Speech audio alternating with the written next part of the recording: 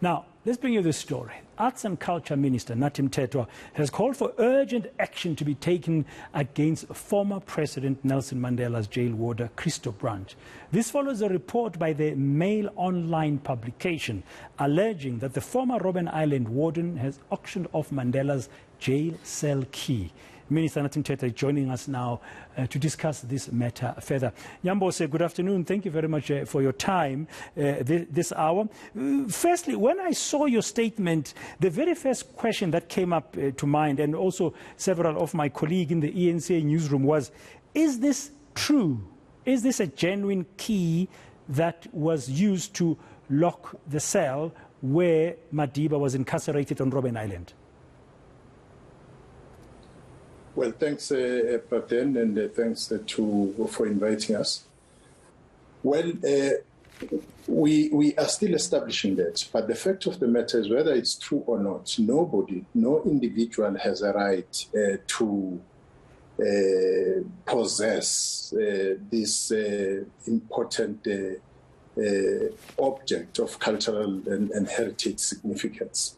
As you know, Brand, that Robben Island is a national monument, is a national museum, and it's also a World Heritage Site declared by UNESCO in 1999, and therefore it's governed by so many heritage declarations.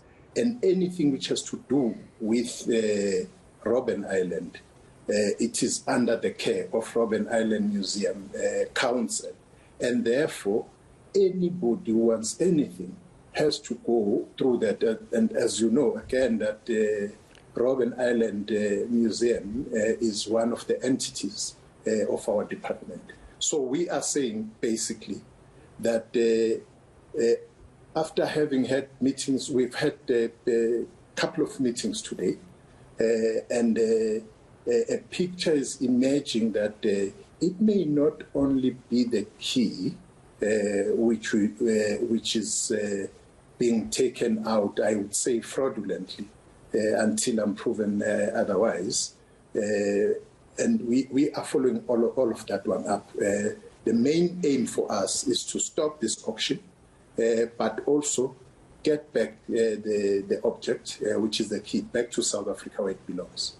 Okay, you said you had a meeting today. Were the meetings including, for example, the Robben Island Museum itself, because that's the National Heritage Site? Would it have been including police, for example, or investigators, or the Ministry of Justice? Who were you meeting with? Well, there's been the consultation between the Minister of Justice and Correctional Services and I. We have been interacting on the matter, and we have charged our officials to get into the bottom. So it would be Robben Island Museum Council, it would be the officials of the Department of Justice and Correctional Services, it would be National Heritage Council.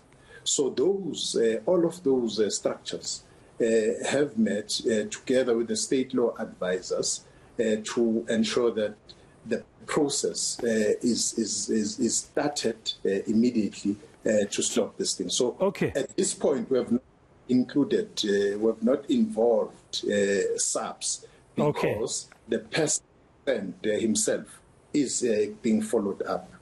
Okay. Now, in your statement, and I'm just reading it now here, you say, as reported in an article by Sam Baker in MailOnline, the Daily Mail Online, on the 23rd of December, just yesterday, Guernsey's, an auction house in the United Kingdom, the UK, is intending to proceed with this auction next week. So, a part of your efforts involving contacting Guernseys, who are the auction house, for them to stop with this and return whatever material that they have, including this key?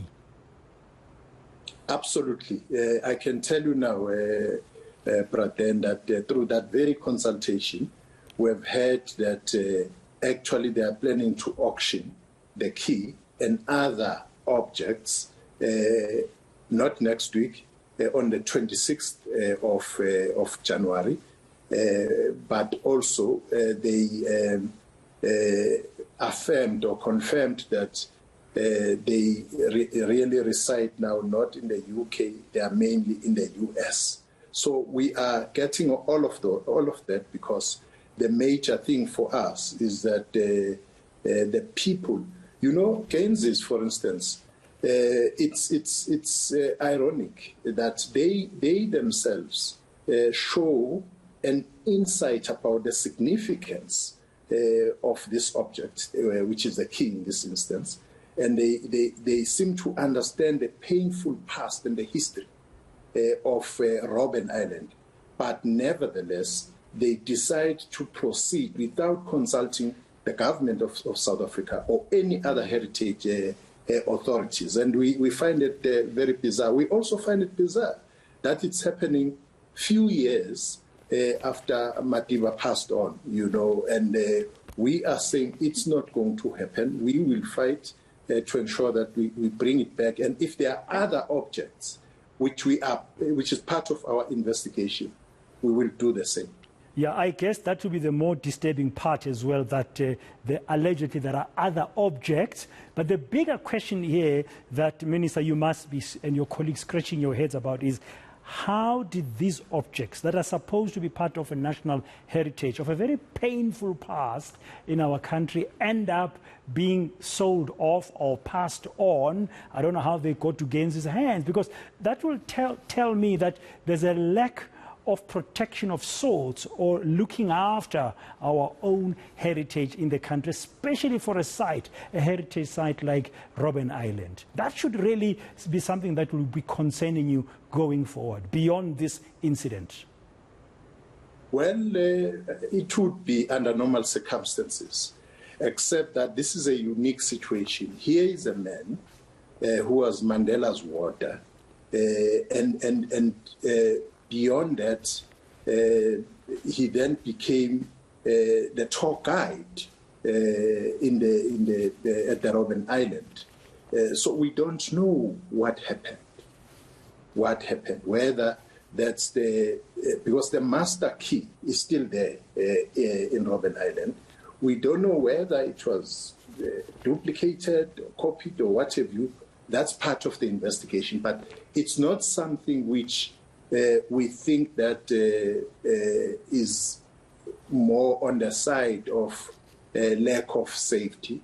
It's more on the side of wanting to get from this ex-warden as to what really happened, because for now we'll be speculating, but he has to answer that question.